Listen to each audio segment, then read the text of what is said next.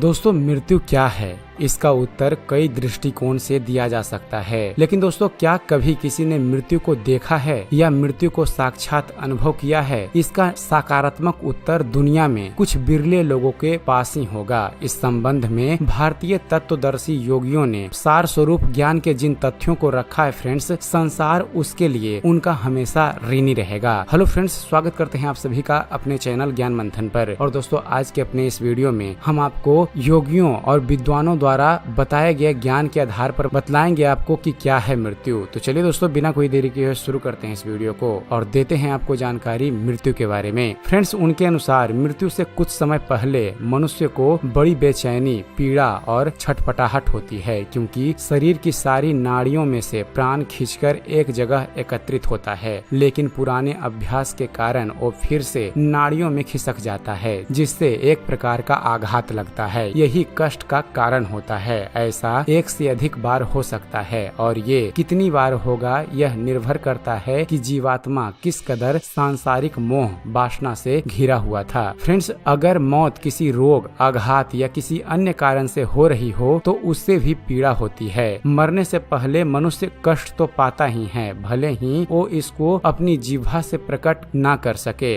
लेकिन जब प्राण निकलने का समय बिल्कुल पास आ जाता है तो उसे एक प्रकार की मूर्छा आ जाती है और उसी मूर्छा या अचेतन अवस्था में उसके प्राण उसके शरीर से निकल जाते हैं। फ्रेंड्स, जब मनुष्य मरने वाला होता है तो उसकी समस्त बाह्य शक्तियां एकत्रित होकर अंतर्मुखी हो जाती है और विदेशी विद्वानों का मत है कि किसी जीव का सूक्ष्म शरीर बैगनी रंग की छाया लिए स्थूल शरीर से बाहर निकलता है, जबकि प्राचीन भारतीय योगियों ने इसका रंग शुभ श्वेत ज्योति जैसा माना है। दोनों के अपने अपने अनुसंधान हैं। फ्रेंड्स, इन योगियों के अनुसार अंतिम समय जीवन में जो पुरानी बातें, घटनाएं धूमिल पड़कर मस्तिष्क के अति सूक्ष्म कोष्ठकों में निष्क्रिय अवस्था में पड़ी रहती है, वे सब एकत्रित होकर एक साथ निकलने की कोशिश करती है, जिसकी वजह से वो जागृत एवं सजीव हो जाती है। इसलिए कुछ ही क्षणों के भीतर अपने समस्त जीवन की घटनाओं को एक फिल्म की तरह मनुष्य देख लेता है। फ्रेंड्स, इन सब का जो सम्मिलित निष्कर्ष निकलता है वह सार रूप में संस्कार बनकर मृत आत्मा के साथ हो लेता है। ज्ञानी बताते हैं कि यह घड़ी अत्यंत ही पीड़ा की होती है। भौतिक कष्ट से तुलना की जाए तो कहा गया है कि एक साथ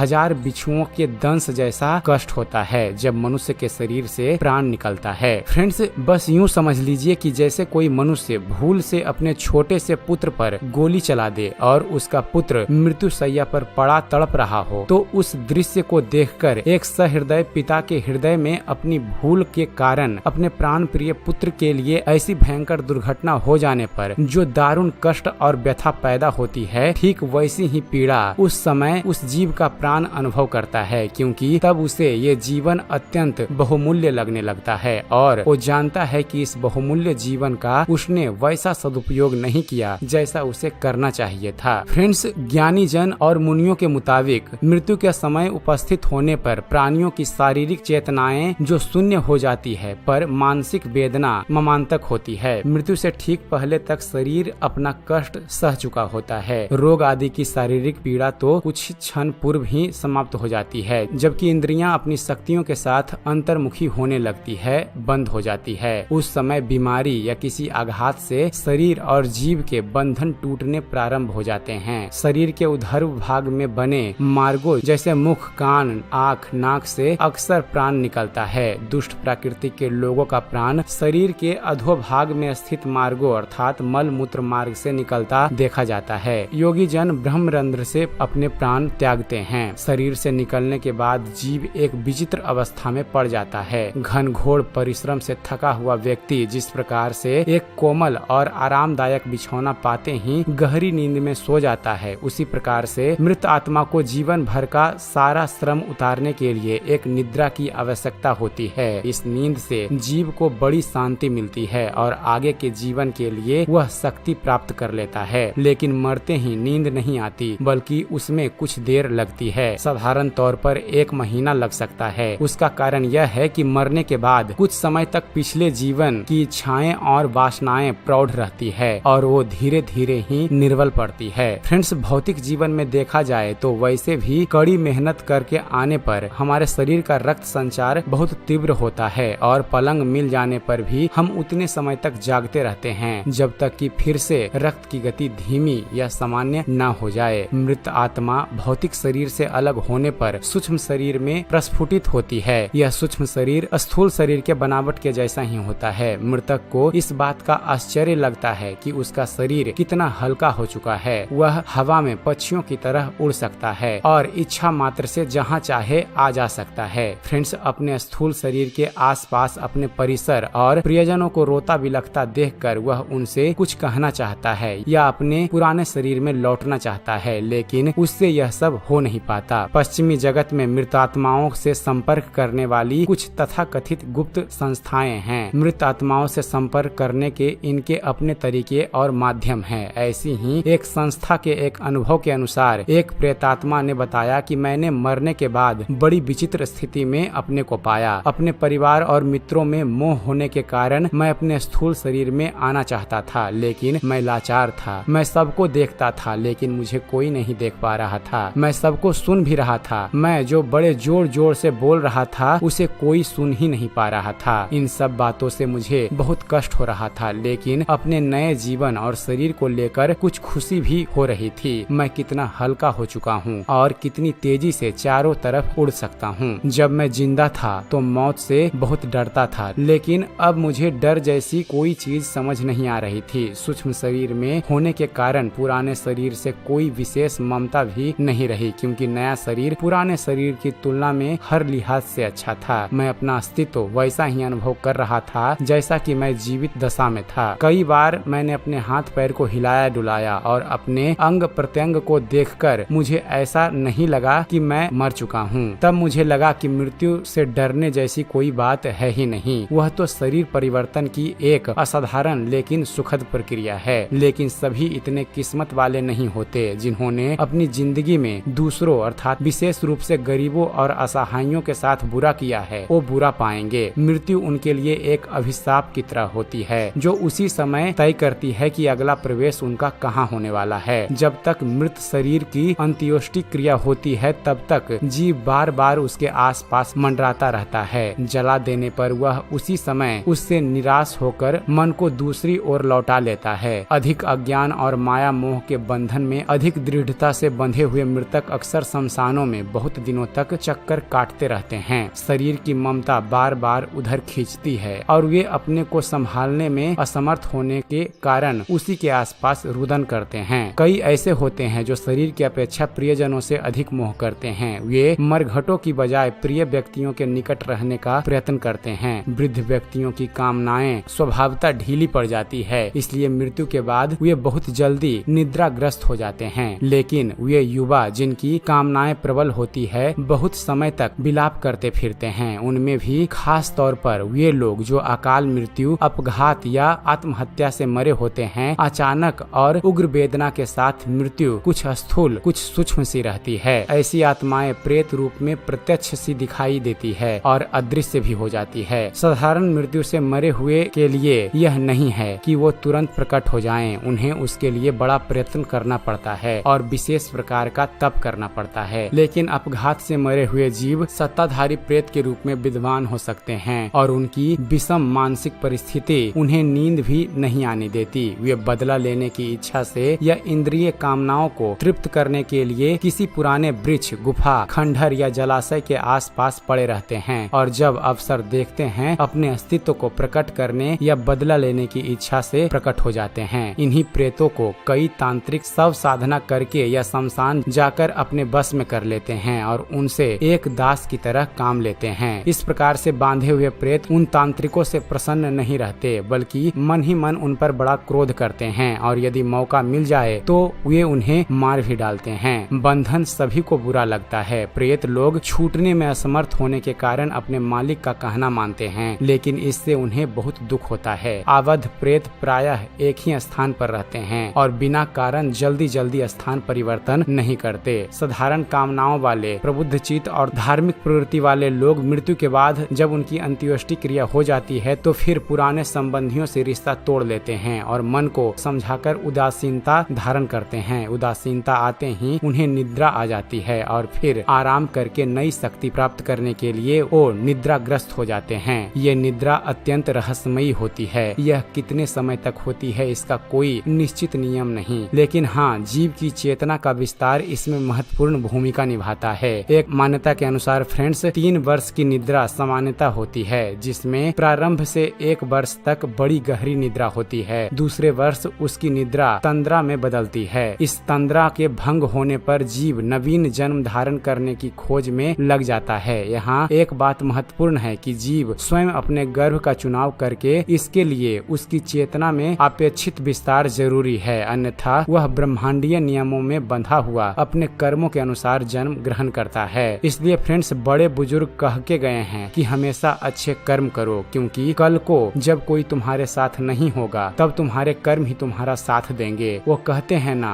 कि बुरे कर्म का बुरा नतीजा और सही कर्म का सही नतीजा। तो उम्मीद करते हैं फ्रेंड्स आप सभी को हमारा ये वीडियो पसंद आया होगा। अगर वीडियो पसंद आया हो तो वीडियो को लाइक और शेयर करना न भूलिएगा। और दोस्तों, ऐसे ही धर्म और इतिहास से जुड़े हुए ज्ञानवर्धक वीडियो देखते रहने के लिए आप हमारे इस चैनल ज्ञान मंथन को सब्सक्राइब करना न भूलिएगा। आप हमारे इस चैनल को सब्सक्राइब कीजिए और हम आपके लिए ऐसे ही ज्ञानवर्धक वीडियो लेकर आते रहेंगे। तो फिर जुड़े रहिए आप हमारे इस चैनल के साथ और देखते रहिए, जानते रहिए। धन्यवाद। जय हिंद।